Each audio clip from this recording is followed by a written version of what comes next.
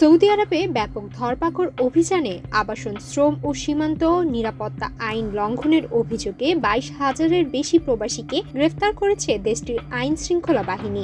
গত 31 জুলাই থেকে 6 আগস্ট পর্যন্ত দেশব্যাপী এই অভিযান পরিচালিত হয়। সংযুক্ত আরব আমিরাত ভিত্তিক ইংরেজি দৈনিক গালফ নিউজ সৌদি স্বরাষ্ট্র মন্ত্রণালয়ের বরাত দিয়ে এ তথ্য জানিয়েছে।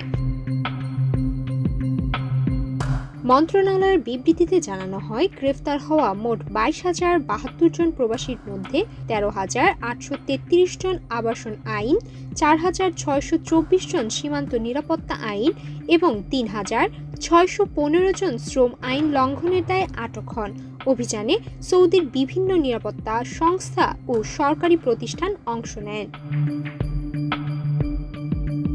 এছাড়া সীমান্ত অতিক্রমের সময় আরও 1,640 জনকে গ্রেফতার করা হয়, যাদের মধ্যে ইথিওপিয়ান নাগরিক 64%, ইয়েমেনি 35% এবং অন্যান্য দেশের নাগরিক 1%। একই সময়ে সৌদি আরব ত্যাগের চেষ্টা করা অবস্থায় আরও 84 জন প্রবাসীকে আটক করা হয়েছে।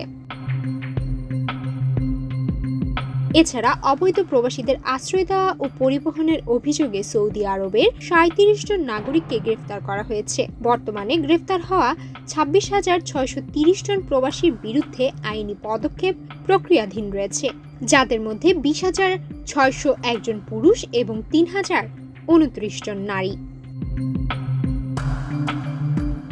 এ পর্যন্ত 11,058 জন প্রবাসীকে নিজ নিজ দেশে ফেরত পাঠানো হয়েছে।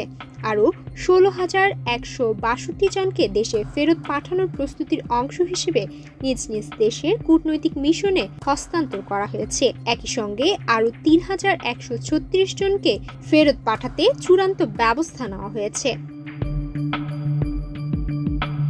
সৌদি আরবের আইনে অবৈধ অনুপ্রবেশে সহায়তাকারীদের জন্য 15 বছরের কারাদণ্ড এবং 10 লাখ সৌদি রিয়াল জরিমানার বিধান রয়েছে। স্বরাষ্ট্র মন্ত্রণালয় দেশটিতে বসবাসরত সবাইকে এ বিষয়ে বারবার সতর্ক করে আসছে। বর্তমানে প্রায় 3,84,00,000 মানুষের বসবাসরত সৌদি আরবে বিশ্বের নানা দেশের লক্ষাধিক অভিবাসী কর্মরত রয়েছেন। অবৈধ প্রবাসীদের বিরুদ্ধে অভিযান অব্যাহত রাখার ঘোষণা দিয়েছে দেশটির প্রশাসন। সুমাইয়া মিতু, বাংলাদেশ প্রতিদিন।